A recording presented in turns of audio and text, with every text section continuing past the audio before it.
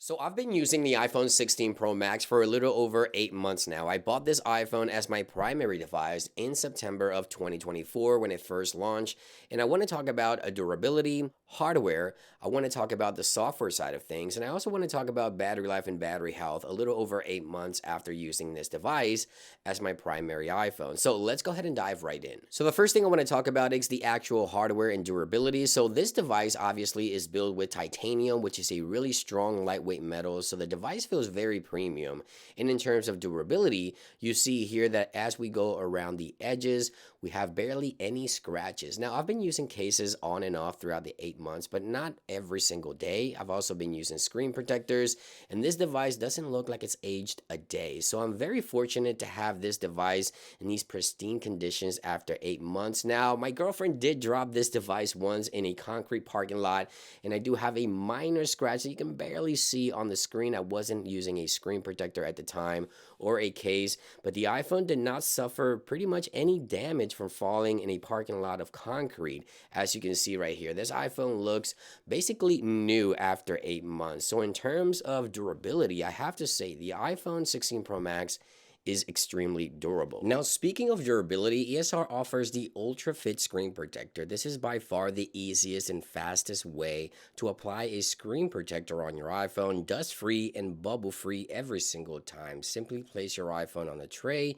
pull on the tab, and in just 3 seconds, you have a perfectly applied screen protector on your iPhone. 7 times stronger than your standard screen protector, ESR's UltraFit screen protector offers great protection, but it also offers AF coating, which reduces fingerprint while still preserving smooth and seamless touch experiences with true tone color clarity, preserving your screen's original brightness, original color accuracy, and sharpness with no distortion, and it's also available for iPads. Now, for the iPhone 16 series, it's more than just about protecting the screen. Protecting the camera control is just as important. That's why ESR also offers the classic hybrid case with camera control protection and a built-in stash stand. This makes it the perfect case to watch videos on the go. It also offers a shock-absorbent air guard corners in case you ever drop your device, making it the perfect case for the iPhone 16 lineup, saving you money on expensive repairs while protecting the things that matter the most. Also, ESR's best-in-class accessories coming for future iPhone 17, which is just around the corner. There's even more to look forward to. So make sure to check out ESR's UltraFit screen protector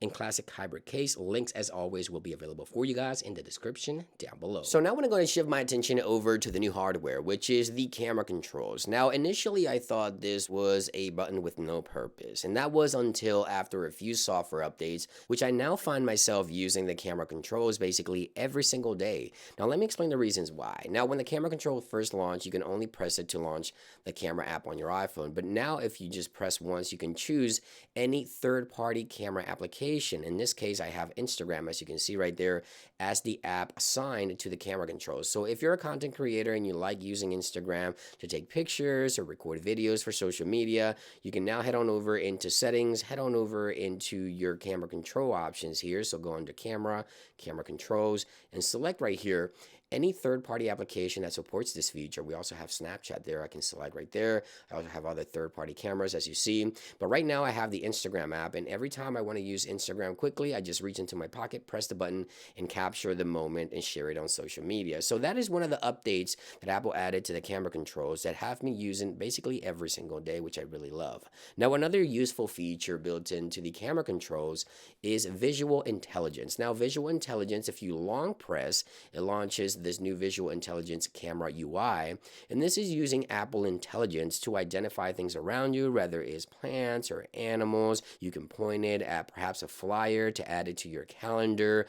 You can also point it at a restaurant to obtain information such as phone numbers and menus. Visual intelligence is a really useful feature. Again, the difference here is that you have to long press the camera control to invoke visual intelligence. You see there with Apple Intelligence, this is the menu, and if you just press once, as I mentioned, and you can also launch the Instagram app. So yeah, the camera controls, some of the new hardware on this device, I now use basically every single day just because of a few software changes. Now, last but not least, I want to talk about battery life. And again, this is one of those topics that depends on how you use your device. And I have to say, initially when iOS 18 first launched, battery life was just not the best. But after the software started maturing, at least on my personal experience, I say battery life has been pretty solid ever since iOS 18.4 or later. Now, I know some of you guys out there probably still have battery drain issues, but I have great battery life on the iPhone 16 Pro Max. And in terms of battery health, I have to say this device is doing a lot better than previous devices. So for example here, let me go and show you this iPhone 15 Pro Max. You see here under the battery health section. Let's go under the battery health section. You see here that after a year of use on this iPhone, I ended up with 86% battery health, which isn't bad, but you see here 8 months, I still have a 99. So I'm expecting to end the year cycle on this device with at least 95% battery health, which is a great improvement versus the previous year here, as you see right there. Now I'll come back a year later and share this information with you guys, but so far, battery health has been a lot better on the iPhone 16 Pro Max. So this is something that's very important. So if you buy this device long term, Apple has added new capabilities here. So under the charging options, I've been using the charge limit to 90%, and that in my opinion has a direct impact on preserving the lifespan of the battery health on this device. So battery life and battery health, in my opinion, now that iOS 18 has fully mature, I say that the battery life is excellent and battery health has been a lot better than previous year, as you just saw there in comparison to the iPhone 15 Pro Max. So overall, after 8 months, I would definitely recommend the iPhone 16 Pro Max as a software and hardware device from Apple. Now, if you care about Apple Intelligence or AI features, then obviously this is not going to be the device for you just yet. Apple needs more time to mature that technology, unfortunately. But yeah, with the features currently available, I say this is an excellent device. 8 months later, definitely would recommend, especially with some of the new software features and capabilities added. If you're looking to upgrade this year from an iPhone 12 or 13, keep in mind that the iPhone 17 is right around the corner, so the price on this one may drop after the release of that, and this could be a great device long term if you're looking to upgrade again from an iPhone 12, 13, or perhaps even 14. And there you guys have it, iPhone 16 Pro Max, a little over 8 months later. This is the truth about my experience of the iPhone 16 Pro Max from my personal perspective. Thank you for watching. I hope you guys have a great day, and I'll see you guys on the next one. Peace.